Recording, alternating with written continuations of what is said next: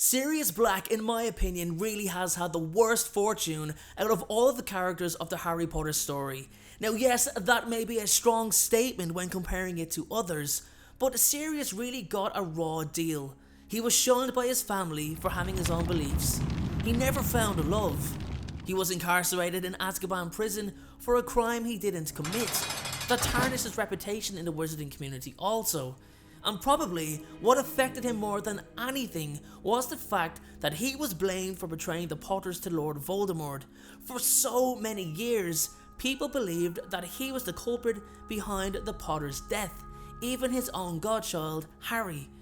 And has anyone ever wondered if Sirius did betray the Potters, how it actually would have went down?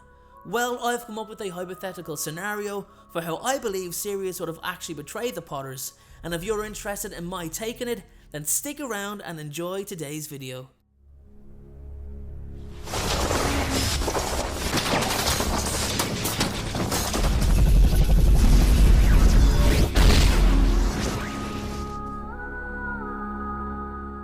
Okay, so let's talk about it, how it would go down, and more importantly, what would cause Sirius Black to commit such a betrayal.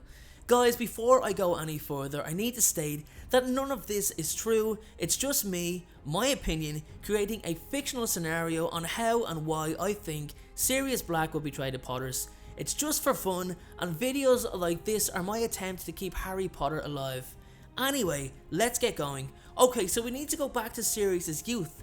Now we know that he left his family home when he was around the age of 16 to go and live with his best friend James and James's parents, meaning that for several years he attended Hogwarts while still living at Grimmauld Place.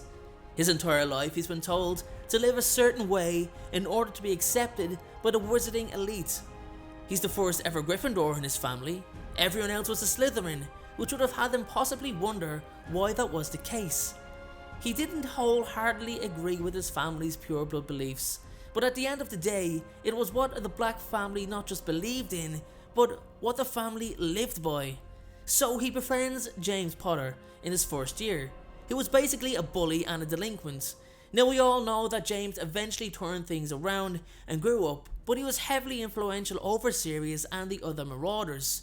We all know James was the leader too. So Sirius makes the decision to leave his family home because he didn't want to treat Muggles and Muggleborns with such little respect, and worse, be expected to take action against them. He moves in with James and sees how much James is adored by his parents, who really did spoil and dote on him. Meanwhile, Sirius is shunned by his family, erased from their family tree, and treated as an outcast by them. It's after some time living with James that Sirius realizes he's basically left a family of social stature bullies, which is what the Blacks were. They did not want to be involved with any criminal activity, but would never give up a chance to remind Muggleborns or even Half-Bloods of their place within the wizarding world. So he leaves that life to live with someone who, although may be his best friend, but is also a bully himself, who picks on children in his year based on what he believes is acceptable social stature. So it's two different forms of bullying, don't forget. I previously mentioned the Blacks at this point supported Voldemort's efforts but did not want to be involved in any criminal activity. Nobody really knew the extremities that this new Lord Voldemort would go to. Anyway, back to topic, Sirius is heavily influenced by James, to the point where he feels he needs to impress his best friend, or at least try to outdo him. Probably the result of his dangerous attempt to lure Snape to the Shrieking Shack. Sirius, I believe, feels like he's got to live up to James's expectations. He feels indebted to him, and we are all aware that James is said to have a bad streak within him. Now, I'm not hating on James Potter. I think he developed into a hero, but his early days were not worthy of any praise. Sirius sees James and Lily's relationship develop, and James sheds a lot of his childish behaviour. Great for James, great for Lily, yet Sirius has some resentment. He was hesitant about his own behaviour around James, but still made the decision to carry on as he did himself in order to impress James. The prank gone wrong with Severus Snape did take its toll on Sirius's conscience, something that he feels he did as a result of the pressures of trying to impress his group of friends and their leader. As James gets closer to Lily, he began spending less time with his friends. Sirius really had nobody but James. He was unfortunate not to find love as early as his friend had, and he wasn't loved or adored by his parents either. He didn't have a family anymore. He didn't have an endless supply of money, and he wasn't afforded the luxury of not having to seek work because of it. If Black was to betray his friend, it would have stemmed from jealousy and resentment. Sirius' surname means that, with the right actions or intent, he could have easily walked into the Death Eater camp. Sirius would have had constant doubts, and after an encounter with his younger brother Regulus, who aggressively highlighted his older siblings' shortcomings against his friend, would have taken the decision to regain his family's respect and take his place as head of House Black. He'd spent his life trying to please James. All the boys did. Remus was dealing with his own struggles of lycanthropy, and Peter was just as much a coward as he'd always been. Yet Sirius's aggressive persuasion would have convinced Wormtail to switch sides easily. Remus, however, I don't think would have been convinced, and he would have kept his dealings a secret. And just going back to his encounter with Regulus, we don't exactly know what kind of relationship the two brothers had growing up. They could have been quite close, and while Sirius made the decision to leave his family, it must have been difficult to leave his younger brother. Seeing James's closeness with his parents and how proud they are of him really starts to make Sirius reflect on his own situation. It's very difficult seeing someone so close to him have what he wants more than anything in the world.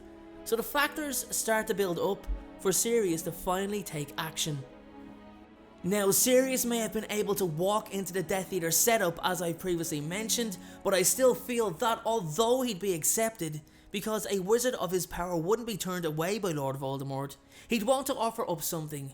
Therefore, it would be he who would give up the Potter's secret, just as it was originally thought.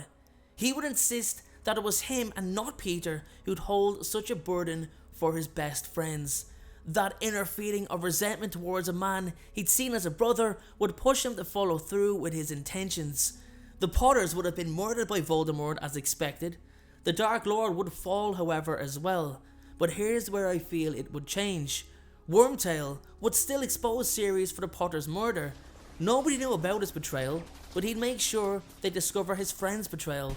Therefore, he himself would take the praise and try to hold Sirius off until Ministry officials would arrive. However, I still think Sirius would escape, setting up events for Alistair Moody and the other Aurors to track him down. He would have went into hiding, perhaps at 12 Grimmauld Place, for a number of years before re-emerging when Harry came of age.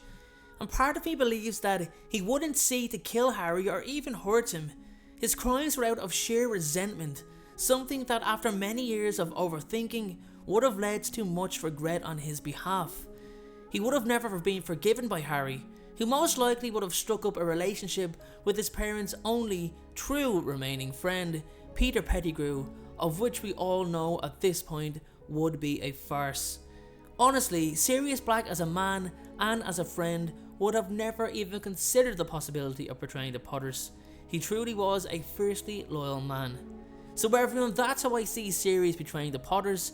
As I've mentioned, we all know he would never do such a thing, but something that got this channel noticed many years ago, it's been 3 years now, by many of you, was the fact that I came up with these crazy theories. So I really hope you enjoyed today's one, but I want you to let me know how you think it will go down in the comment section below. What else do you think Sirius Black would do if he was to truly betray the Potters? Let me know in the comment section, and I'll see you all in the next video. Thank you so much for watching. I truly appreciate your support.